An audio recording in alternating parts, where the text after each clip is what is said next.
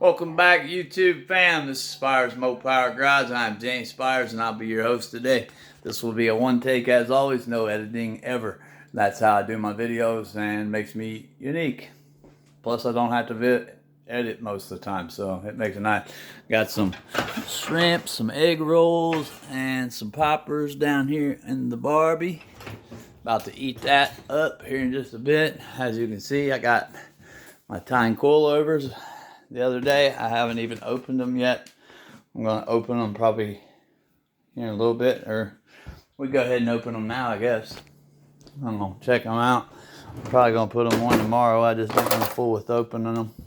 Let's go ahead and open them real quick. See what we got.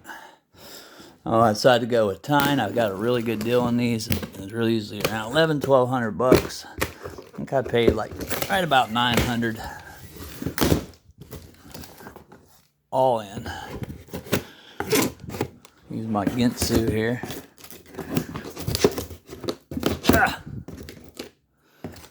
Okay. Why is that so hard? There we go.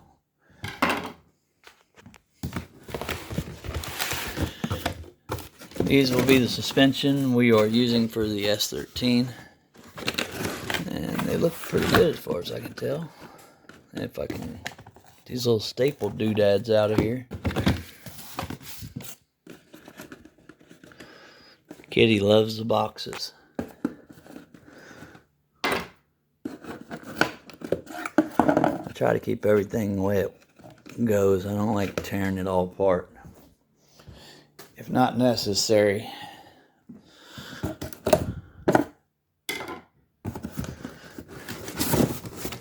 Yeah, there we go. These will be the rear shocks.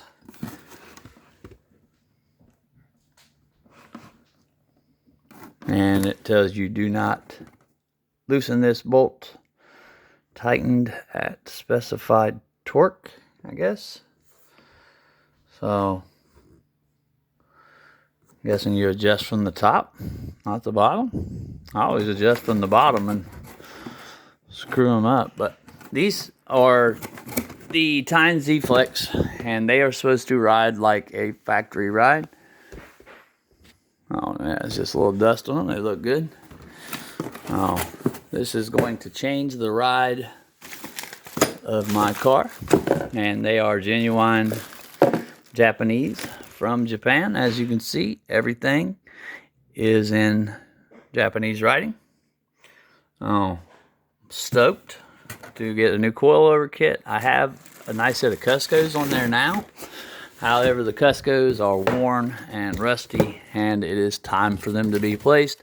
I wanted to go with a true JDM coilover for a true JDM car, so we decided to go with the Z-Flex, or Flex Z street coilovers for the S13 chassis. Oh, stoked to get those. We're just going to leave these right here. That way I know they're safe. Of course, they're safe in the garage too. I have all kinds of security out there. And a big dog. Oh, a little dog, gonna be a big dog, but anyhow, take you guys out to the garage with me real quick. Show you what the plan is today, or tonight. As you can see, big moon up there in the sky. Dark as shit outside here.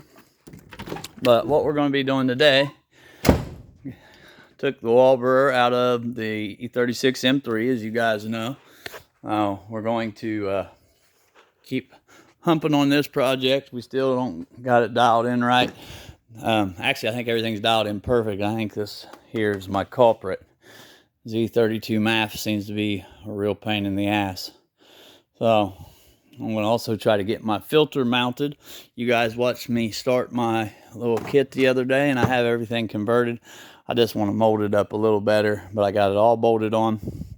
Oh, now I can take my HKS Superflow that came on the factory SR20 DET, and if I can figure out a way to hold the camera, which I can't, let me set you over here real quick, and then I'll mess with this and I'll bring you right back. But now you can see this will bolt right up, and then I'll try to figure out a place to put it somewhere, but it'll bolt right up. Oh, these holes all match these holes perfect, and you can use your HKS Superflow filter. Pretty cool little conversion I made there, and it's rock solid, it's airtight. Oh, and then you got another little seal that goes on this, so it's super airtight. I think it's over here somewhere. I don't know what happened to it. It's all my body kit bolts. I need to actually throw those in the car so they don't get lost. I'm gonna do that right now. And yes, I'm filming backwards again with the camera flipped, so it looks like a left-hand drive car. It's a right-hand drive car. And don't want to have to keep explaining that, but I know a lot of people get confused when I record. But what I want to do today, I want to put a bung on my new exhaust. As you see, this one came with this little bung here. So I want to put the same kind of bung on my new exhaust. That way I can get external temps. But as you can see, this sucker was just done. So I'm going to try to grind around this and actually cut this off and use this bung. That way I can screw the cord right back into where it came from. So we'll use our stepper bit to drill a nice hole in the exhaust. We will install the old bung after I get it all cleaned up. We'll weld that in, and we'll be able to check our exhaust temperatures again. And hopefully I can also go through the system. I want to check all the fuses, everything today, make sure everything's right and tight. I say today, but I mean tonight. It's like 10 o'clock in the afternoon or something like that in the evening. I had to beat this back a little bit as the tire wanted to rub on both sides. So what I'm going to be doing, I'm going to sweep out the car, clean it up a little bit, clean up the wheels a little bit, and hopefully get this thing finished up in the next few days. It'll probably be another week right before the good MAF gets here. And then if the MAF does not do the trick, I do have the standalone for it. I actually switched the standalone up again. I sent back the Haltech that came. I never made a video about it because I never wanted to keep it. Because I found that Mega Squirt has a better standalone that is better for people like me that haven't done a bunch of tuning, and it suggests maps and suggests some moves to make on the progression. So I thought that was really cool, and I'm gonna do that today. Let's get some light up under here. But if this new MAF that I got coming, it's a genuine Jex MAF, Z32 for 300ZX with all Bosch brand new internals. I bought it for like 112 bucks or something like that. If the MAF does not do the trick, I'm going full standalone with map sensor. I'm doing away with MAF. We're saying fuck it, get that bullshit out of here. We're going straight map sensor, and this car is going to do what we want it to do. End of discussion. I'll make sure everything's put in good. TPS is in. CAS is plugged in good. We need to go through our boost lines. For some reason our Apexi is not working, so we're going to go over that. And I'm going to try to set up a camera this time, and I can't promise it'll be edited. I'm just going to record it and put it on here pretty much. I might cut some stuff out I don't want on there if I make too much or whatever, but for the most part it's going to still be an unedited video for you guys, and we're going to see what we can do about finding the boost hookup, finding out why the boost controller is not working. We're going to weld in our bung for our external exhaust temperature reading, and we need to figure out why the boost controller is not working and the boost gauge is not working, because this boost gauge, as far as I know, has always worked. Okay, it wasn't building any boost because the exhaust was so loose, but it doesn't even move a bit anymore, so it's like it's not even hooked up. I'm not for sure what this is, and they look like it just have it routed back into their self. I'm gonna have to take this tape off and see what's going on there. I have no clue where the hell that's even supposed to go. we got some braided wire that's coming from the boost gauge, I'm thinking, or the external temp gauge. Oh, I'm not for sure where it goes. I need to track it down completely, as it goes down through here somewhere. Okay, yeah, that is my external temp. Okay, so this is my external temperature wire.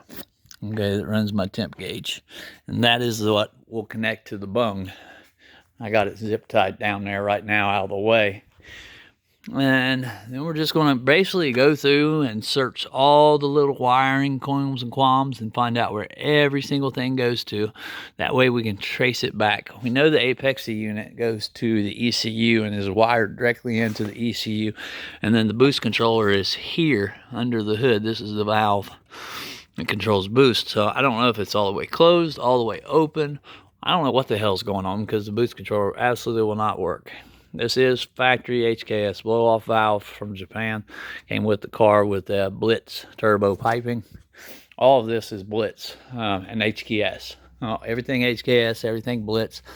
Yeah, for the time being, I got some stupid Amusa cheap stuff just to throw it together, see how I want to route everything up. But all of that will also be switched to HKS. I also have one manifold stud over here on this back or front, the very front bolt on the bottom is stripped out because the manifold gasket got in the way. It started to cross thread in there and it stripped it out without me knowing it, because it still went in pretty easy until I wanted to back it out and take it back off, and then it found that it was stripped. So I'm going to have to retap that hole eventually and put another stud in there. For now, it's got all its other studs. It doesn't seem to be leaking with the new gasket. However, I don't want it to run like that very long, because it will end up leaking. So, of course, I put the canister back on.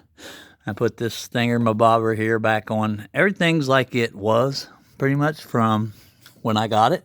I hooked everything up just the same. I used the same bottom mount turbo manifold, so on and so forth. I've really been thinking about going to a top mount just for the ease of being able to get to the turbo, but I haven't decided totally yet if that's the way I want to go.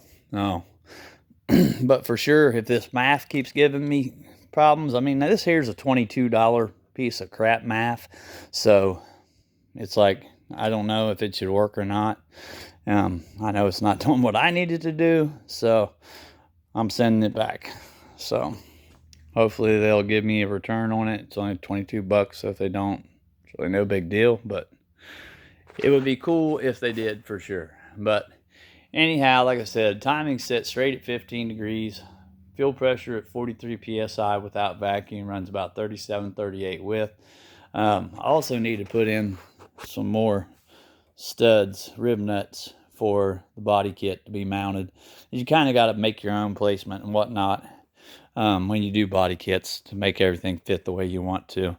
The way you can move it where you want it and then put your own holes where you need them. We're going to clean this engine bay up a little bit. I got a little bit of rust inside this fender well that I'm going to have the body man take care of and weld in. It was beyond my skill level and got into the frame just a littlest bit, and I don't like that. So we're going to fix that all up. But for the most part, frame rails and everything look pretty good on the car, besides a couple little spots that we will be fixing. But yeah, man, that's where we're at. That's what we're doing. Now, let me set up some cameras, and I'll try to get you guys a good edited video, half-ass edited, whatever, out to you, and learn with me, guys.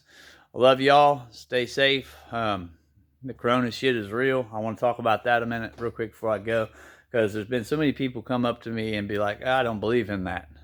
Like it's Santa Claus or the fucking Easter Bunny. Like, there's nothing not to believe in, guys. This is real shit. This is a real virus, a real disease that's out there that's taking people's lives. Maybe not your life because you're young and healthy or whatever, but everybody ain't young and healthy. And this disease does prey on the weak, just like a big cat in the wild does. And that's not such a good thing when that weak person is your mother or your father or your wife or one of your children that might have been born with immune deficiency of some sort. It's not good, okay? So just think about other people, like not just ourselves, because we're young and healthy and it probably won't kill us. It might even be sick with it. I mean, you can have common cold symptoms and think that think that everything's all right, but it's not, you know, because you're giving this shit to people that will die from it. And if you're that selfish and you don't care, well, fuck you is all I gotta say, because that's some bullshit, and you're a selfish bastard. Think of these other people out there that can't handle this virus, and their immune system ain't that good. I worry about myself. I worry about my family. I worry about my kids. I'm sure everybody else does too. And you'd feel bad if you took this stuff home to one of your loved ones. So think about that, guys. We love you. Stay safe. Stay well. Peace out. Peace, love, and S13's. Late.